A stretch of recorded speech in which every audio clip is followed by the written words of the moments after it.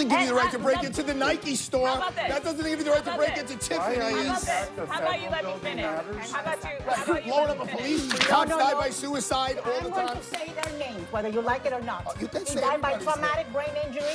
Which just doesn't happen. Ask him. It just doesn't happen. Arthur, let's just stop with the hyperbole, okay? It's not hyperbole. You don't think there's a difference between trying to overturn an election and violent social justice protests?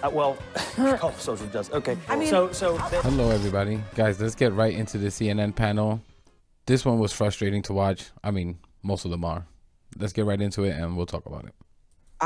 Why is it in the interest of society to have people who were convicted of some, I'm not necessarily talking about your clients, but in some cases, very serious crimes, very serious assaults against police officers. We had one on the air just in the last hour who was almost, who was basically jammed into doors by someone who was pardoned yesterday. That was Officer Hodges. We all remember that horrible. Why is that in the best interest of the country to have those people go free and have the lesson be that you can try to obstruct democracy and then get off without any consequences? It's in the best interest of this country because what happened on January 6th needs to be part of our history, not part of our present and our future. It needs to blend into the fabric of the history of our country. I want to say that Andrew Johnson pardoned Jefferson Davis, who was the president of the Confederacy, after starting the Civil War. And the reason why he did it is because you have to put the country in a position where we're going forward, not backwards. There is also, and Arthur is at the table. Really? He's making the argument that he did this because he wants to move forward? Really? You don't think he's doing it because this is his cultists and he promised them? And these are the people that put themselves in jail for him because they're such morons? Are you kidding me? He wants to move forward. His whole slogan is "Make America Great Again," meaning let's go backwards. And this analogy is ridiculous. That's more of an analogy. It would make sense if he said Biden pardoned Trump, but that's not what Trump did. Trump pardoned his own most insane followers. Just think about the people who got arrested on that day for violent activities. Think how crazy you have to be to do this. Is there not a principle of the justice system of deterrence?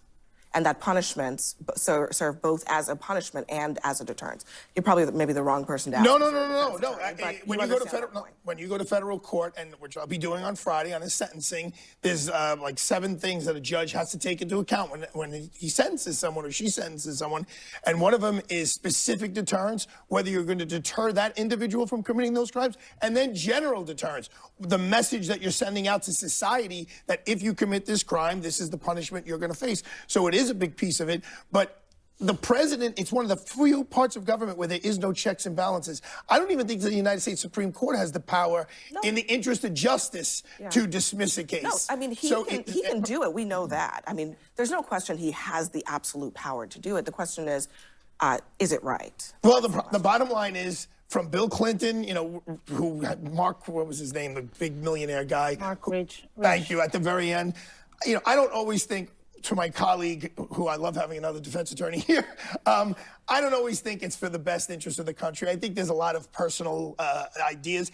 Trump campaigned on this. This is no secret. Nobody should be surprised that this took place, whether you like it or you're not. He campaigned on it openly. And I will say, as a criminal defense attorney, I mean, those people, though, who were incarcerated, they faced some horrible humanitarian conditions during their period of incarceration. The prosecutions just to be clear, hold on. Oh, God. Hold up. First of all, I'm just to address what you just said. The jail part of it. Yeah.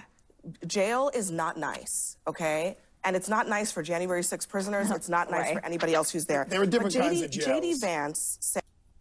And guys, this is unbelievable. Would you ever hear these idiots making that argument for all the black and brown people that are in jail? That are overly convicted, overly surveyed, overly represented in prison. That, it's so dangerous, it's so bad. Yeah, no shit. These people are so transparent. It's only because there's a bunch of white people that fall for white nationalism that these guys are even pissed off about this. Well, Bill Clinton did this. Really? Did Bill Clinton pardon people that try to overthrow this government because they lost an election? Guys, think about it. What if they were successful in that? What would we be? We would be a dictatorship. Could you imagine if Vice President Mike Pence decided to, obstruct essentially and do this whole alternative electors thing? Where would we be right now? This is the party of law and order. We need to move forward. Are you effing kidding me? They care about, right, when they talk about immigrants. Oh my God, the danger, even though statistically it's been shown that immigrants, illegal immigrants, are committing crimes at a lower rate than Americans. These assholes still constantly, put them in the same sentence with crime. Are we trying to scare people about immigrants? But let's let these crazy cultists who try to overthrow the government out. Oh, nothing to worry about there with crime. Said earlier that it's not a good idea to pardon people who were convicted of crimes, especially the ones involving assaulting police officers. Now, as a result of that, here's what Trump said to reporters today when he was confronted with what J.D. Vance had said. J.D. Vance, he said, this is a week ago, he said, if you committed violence on January 6th, obviously you should not be pardoned. Why is your vice president wrong? Well, only for one reason. They've served years in jail. They should not have served, and they've served years in jail, and murderers don't even go to jail in this country. Their lives have been ruined, and in many cases, listen to me for a second, stop interrupting. They served years in jail, and if you look at the American public is tired of it. Served years in jail and they did it for me.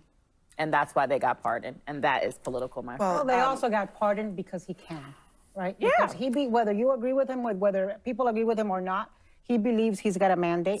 He's got no guardrails. He doesn't have a re-election.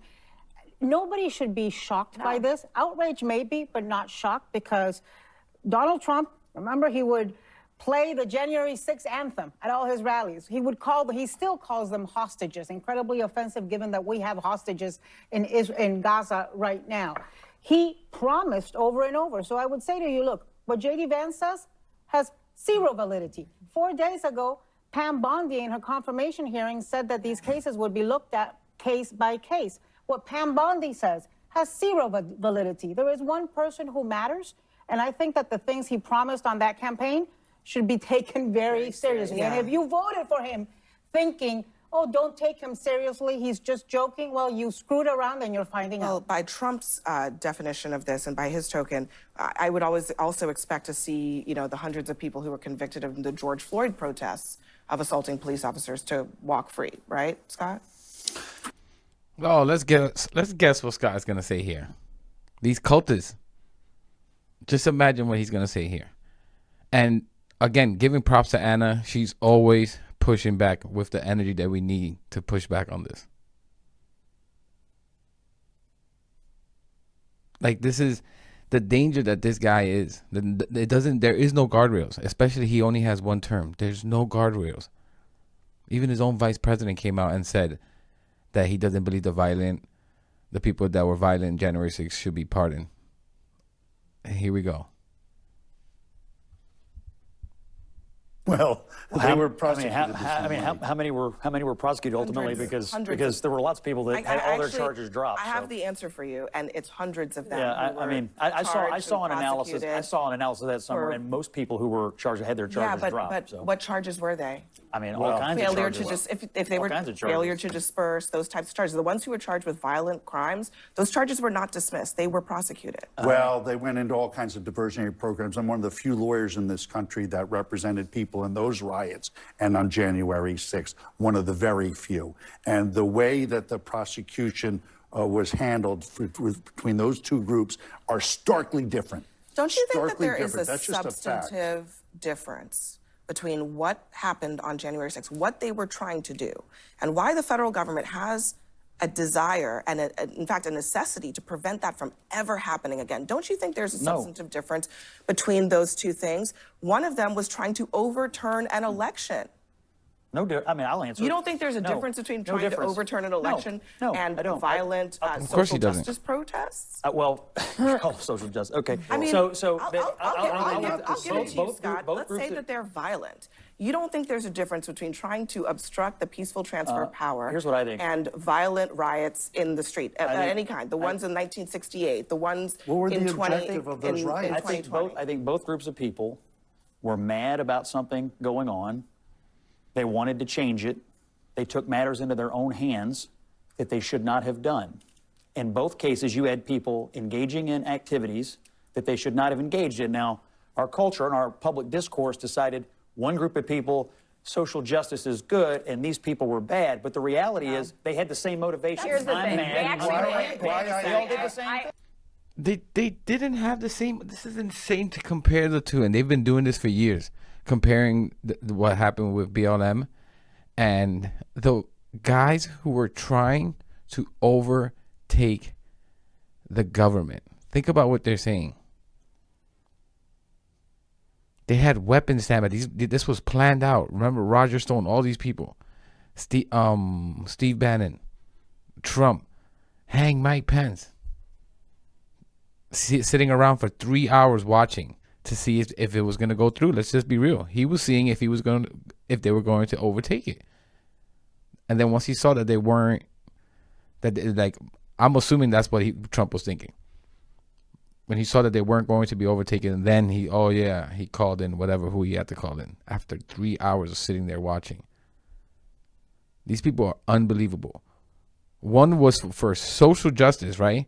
Yet another black man getting killed.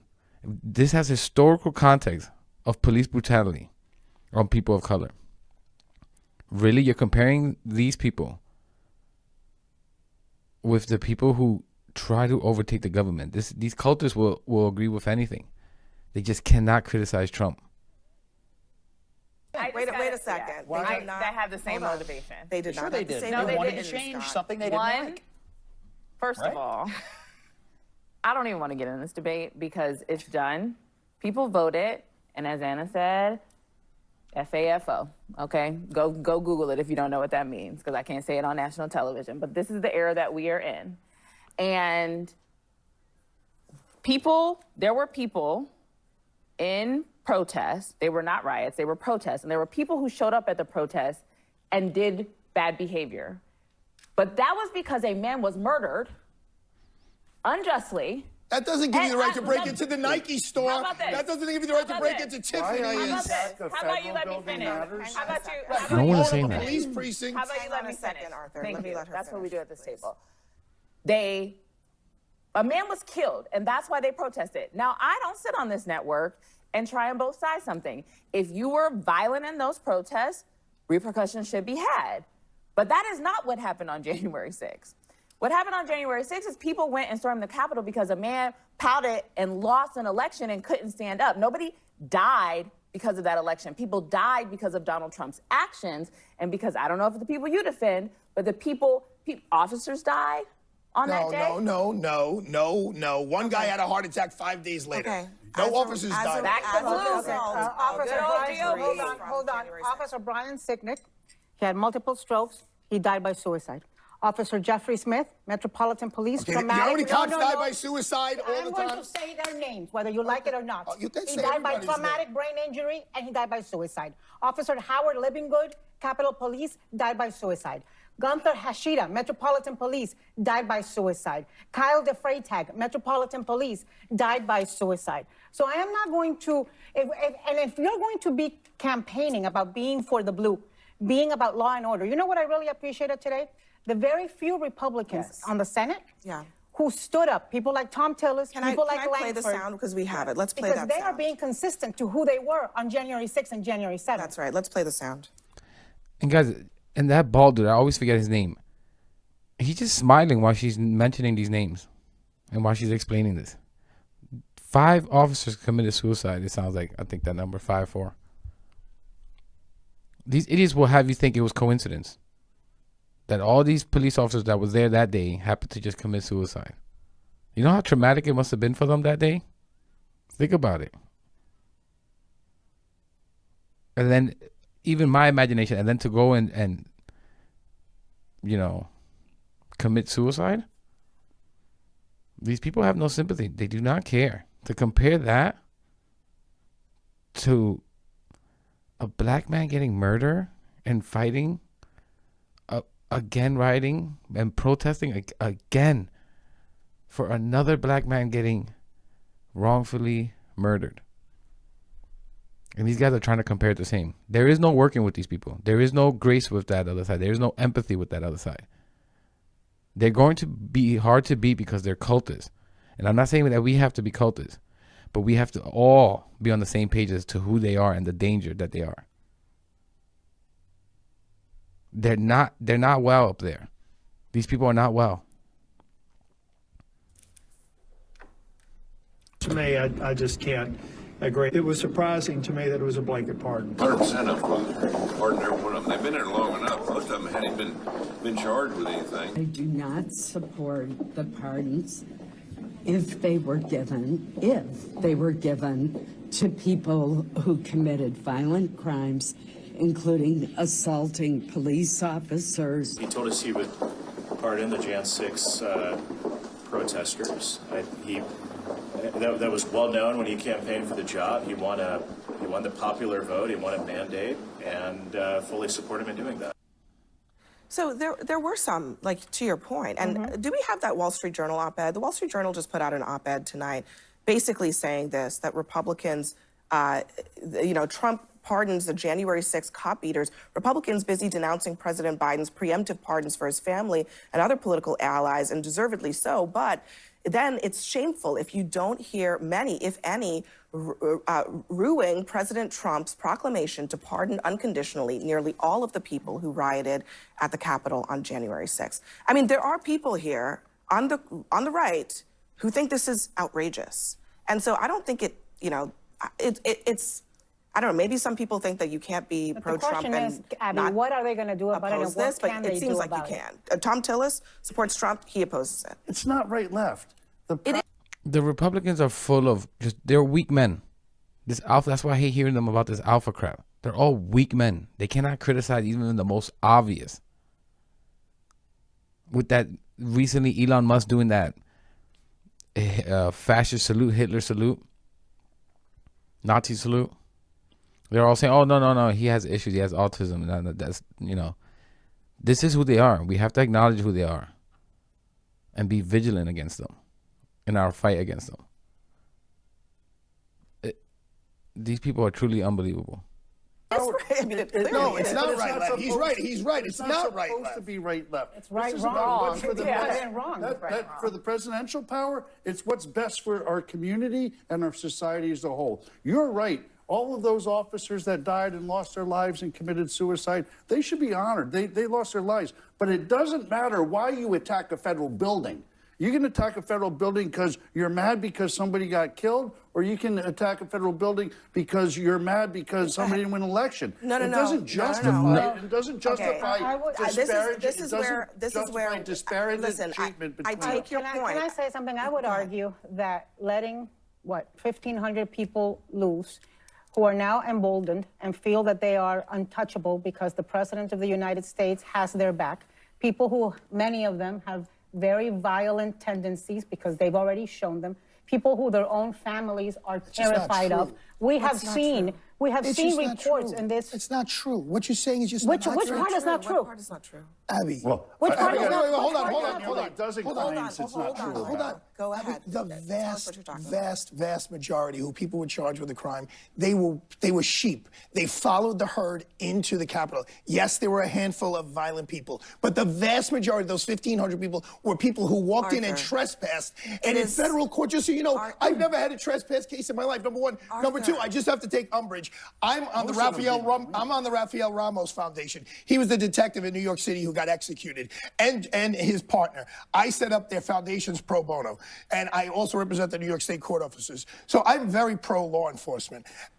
Oh yeah, it sounds like you are. You were laughing when she was mentioning the names, smiling.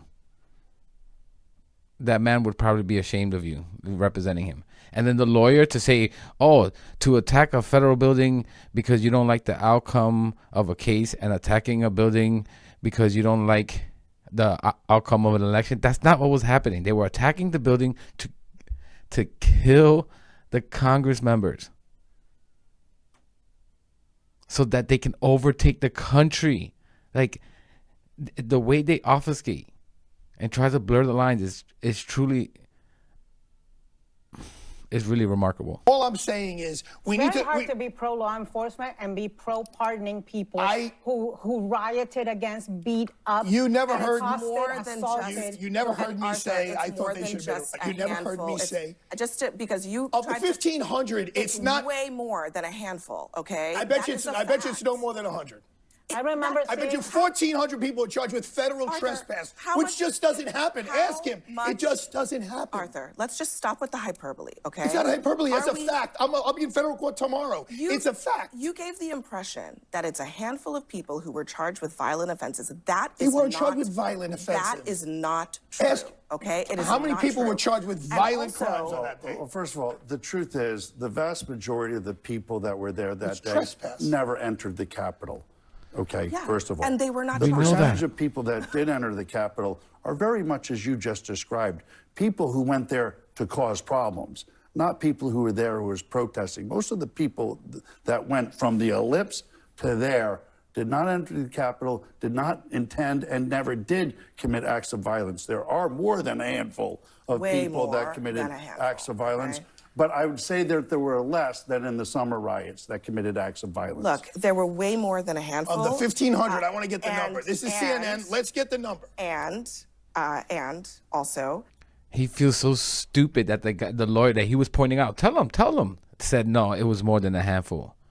Pro cops, right? You're not fooling everyone. You're a MAGA cultist. Like, this is CNN. Get the numbers. Just to think about who he's defending. He wants to defend so badly Trump pardoning these violent criminals.